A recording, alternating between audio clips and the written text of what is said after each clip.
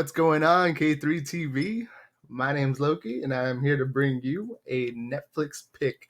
Why do I keep pointing at the camera? I've done this like 30 times, and I keep doing this with my hands. The movie that I wanted to go ahead, no, movie, it feels like a movie, sorry. It's actually a show that I completely just finished binge watching all pretty much today. This show blew me away. Of course, by the thumbnail, you already know what I'm talking about, and it's Living with Yourself. Right off the bat, I just gotta tell you, amazing. I don't want to spoil anything, so I'll just say that right off the bat. Definitely don't want to spoil anything because this show is just so surprising to me. I didn't really go into it knowing much, except that Paul Rudd. There was two Paul Rudds. There was Paul Rudds, plural of the Rudd, and that sounded good enough to me because Paul Rudd is an amazing freaking actor, like throughout time, like a timeless guy.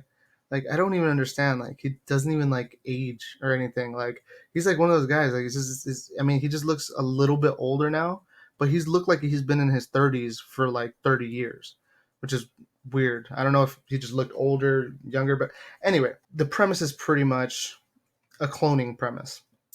It's not just cloning as you've seen in probably a bunch of other things in cloning in like the 90s or something like that. This kind of cloning premise is actually pretty well thought out. And that's what I really love about this kind of show where like Netflix originals really has it down. It's not like in the days where you have just different episodes feeling very different and not as seamless as they do now with these Netflix originals, because usually the Netflix originals are pretty much like a movie. They're written out a lot different. They're written out all at once, pretty much for the most part. Most Netflix originals and even Prime originals and all these streaming service originals, they're pretty much written out all at once, so they know where they're going to go at least with that first season. So that's the cool benefit that they have of putting it all out at once. You're pretty much watching an 8 episode movie when it comes down to this. And it has so many twists and turns with like it's not even like twists like, oh, like I didn't oh no, like it's actually this person and it's that person.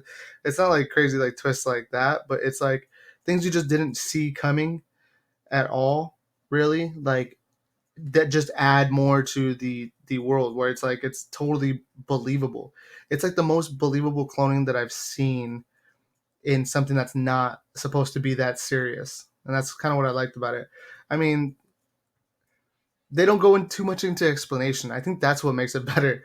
I'm trying to like still gather my thoughts. I literally just watched this. I did not want to write a script for it because I wanted to give you guys just my raw impressions of it. It comes down to basically I freaking loved it. It was great from start to finish. The ending is pretty damn good. I didn't see that coming at all.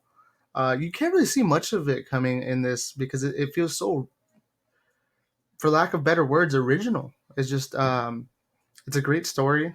Um, it has some little emotional things and some deeper meanings and deeper philosophies that I think that can be actually delved into and deciphered from it, because the source material is pretty much um, like ethically and morally challenging. Like it's a cool concept, but should cloning even be a thing?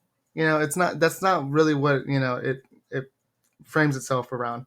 But trust me, guys, definitely go check it out. If you guys want me to do a deeper dive and philosophize about it, I will definitely do that. Like, comment, and subscribe. Let me know down there. And Loki out.